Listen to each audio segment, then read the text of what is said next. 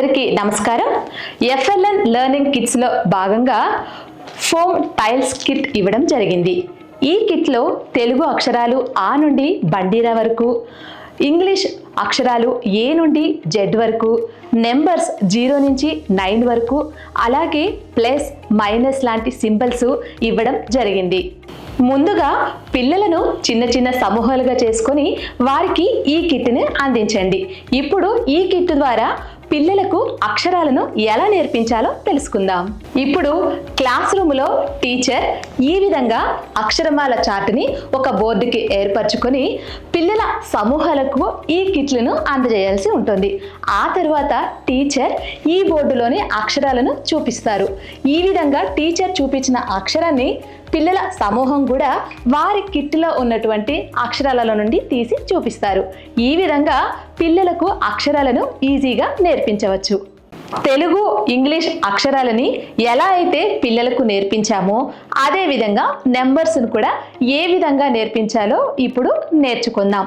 పిల్లలకి ఇచ్చిన కిట్లో 0 నుండి 9 వరకు అంకెలు ఉంటాయి.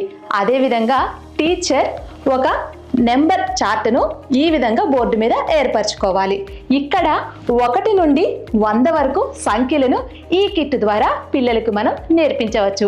అది ఎలానో ఇప్పుడు చూద్దాం.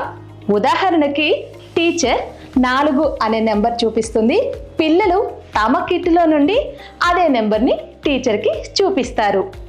ఇంకొక నెంబర్ ఉదాహరణకి టీచర్ 35 అనే నెంబర్ని చూపిస్తారు. పిల్లలు తమ కిట్లో నుండి 35 అనే నెంబర్ని ఈ విధంగా టీచర్కి చూపిస్తారు. సో ఈ విధంగా ఈ కిట్ని ఉపయోగించి పిల్లలకు తెలుగు అక్షరాలు, ఇంగ్లీష్ ఆల్ఫాబెట్స్ మరియు నెంబర్స్ని PR లెర్నింగ్ ద్వారా నేర్పించవచ్చు. తెలుగు అక్షరాలను పిల్లలకు ఎలా నేర్పించామో అదే విధంగా ఇంగ్లీష్ ఆల్ఫాబెట్స్ని కూడా నేర్పిద్దాం. ఇప్పుడు క్లాస్ రూమ్లో టీచర్ ఈ విధంగా ఇంగ్లీష్ ఆల్ఫాబెట్స్ చార్ట్ని ఒక బోర్డుకి ఏర్పరచుకుంటారు. ఈ చార్ట్లోని అక్షరాలను పిల్లలకు చూపిస్తారు. ఈ అక్షరాలనే పిల్లలు కూడా వారి దగ్గర ఉన్న కిట్లో నుండి తీసి టీచర్కి చూపిస్తారు.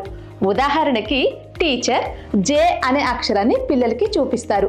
పిల్లలు తమ దగ్గర ఉన్న కిట్లో నుండి అదే అక్షరాన్ని టీచర్కు కూడా చూపిస్తారు.